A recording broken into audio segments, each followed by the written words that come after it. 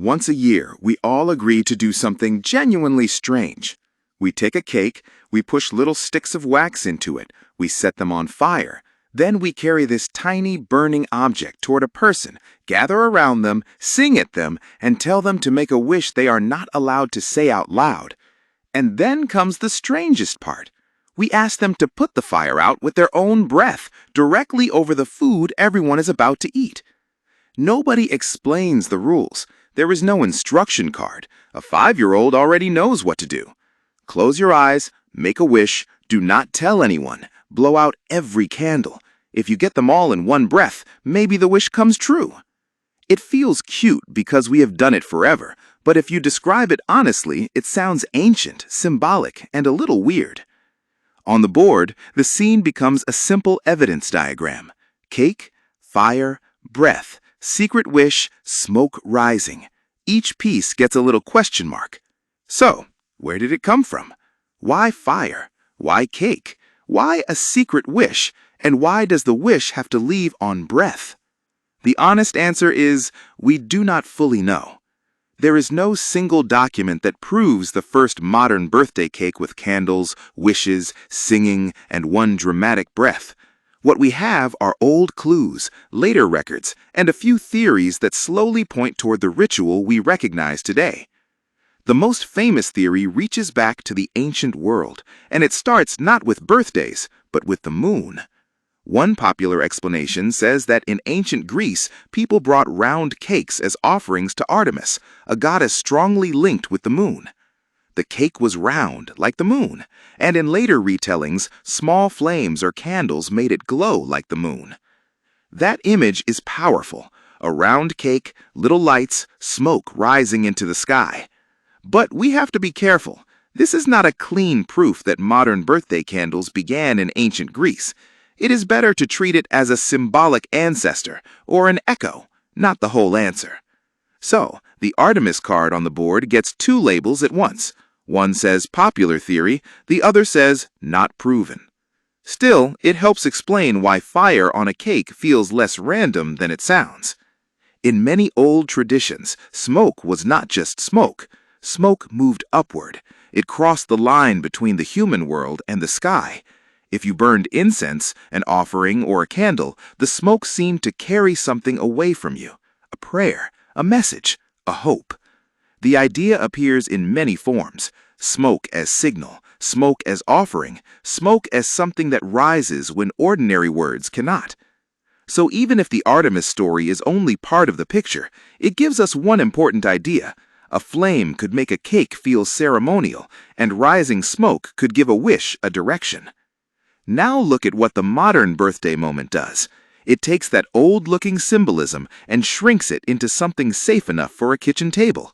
The temple becomes a dining room. The offering becomes dessert. The flame becomes tiny. The prayer becomes a wish. The smoke still rises. That idea is still hiding inside the modern birthday ritual. A person closes their eyes, the room gets quiet, the wish stays secret, the candles go out, smoke rises, everyone cheers. We call it a party game, but structurally it looks much older than a party game. It looks like a tiny ceremony for sending a hope upward.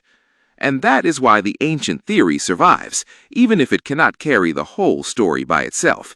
It gives the ritual a mood. But mood is not the same as evidence. For stronger evidence, we have to leave the moon behind and move much later into Europe, where birthday candles begin to look less like a mythic symbol and more like a recognizable custom. But the ancient moon theory is only one thread. The clearer birthday candle trail comes much later, from German-speaking Europe. By the 1700s and 1800s, we start seeing stronger evidence for cakes with candles in birthday celebrations, especially around children. The tradition often mentioned here is Kinderfest, a children's birthday celebration. In some versions, candles on the cake represented the years of a child's life.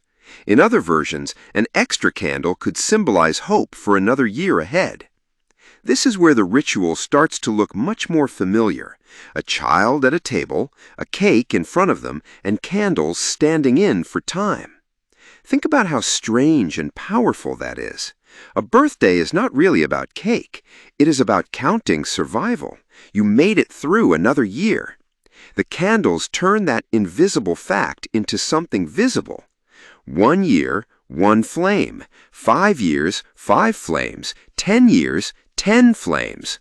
Time stands in front of you, small and bright and temporary. And then you are asked to blow it out. That can sound backwards. If the candles represent life, why extinguish them? One answer is that the blowing is not an ending, it is a release. The old year is acknowledged, the wish is formed in silence, the breath pushes the smoke upward, the next year is invited. Again, that's not a proven rule written in one ancient manual. It is the logic that makes the pieces fit. The board now shows 2 lines merging. One line is symbolic, flame, smoke, wish.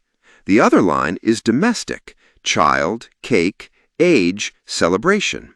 When those lines meet, the modern ritual becomes easier to understand. By the late 1800s, the modern shape becomes clearer. National Geographic notes that an 1881 Swiss record described candles for years of life, blown out before the cake was eaten. By the early 1900s, English language accounts were already treating the one-breath wish as part of the familiar birthday game. So the ritual probably did not arrive all at once. It gathered pieces over time: cake, candles, age, protection, wishes, breath, smoke, celebration, and suspense. Can you blow them all out? Will the wish come true?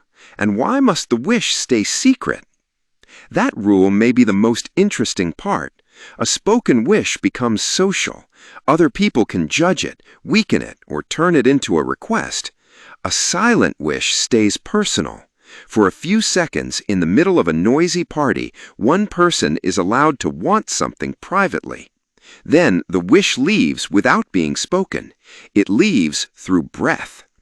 That may be why the ritual survived. It gives physical shape to something invisible: hope. Hope has no color. Hope makes no sound. But a candle flame is visible. Smoke is visible. Breath is visible for 1 second because the flame moves, then disappears because the smoke rises. The ritual turns wanting into an action. You do not just think a wish, you send it. Most people at a birthday party are not thinking about Artemis, German children's festivals, Swiss records, or old beliefs about smoke. They're thinking about someone they love getting 1 year older. And somehow, the old structure still fits. Light the fire, count the years, hold the wish, send it upward, share the cake. We cannot prove the first birthday candle. We cannot point to one night and say, there, that is where it began. But maybe that makes the ritual more interesting, not less. It means the tradition was not invented in one moment. It grew because generation after generation found the same little scene meaningful. The cake made the celebration shareable. The candles made time visible. The flame made the moment feel special. The secret wish made it personal. The breath gave the wish a departure. A cake, a flame, a wish nobody hears. One breath, smoke rising, and everyone for 1 second believing that maybe the wish went somewhere. Do you still keep birthday wishes secret?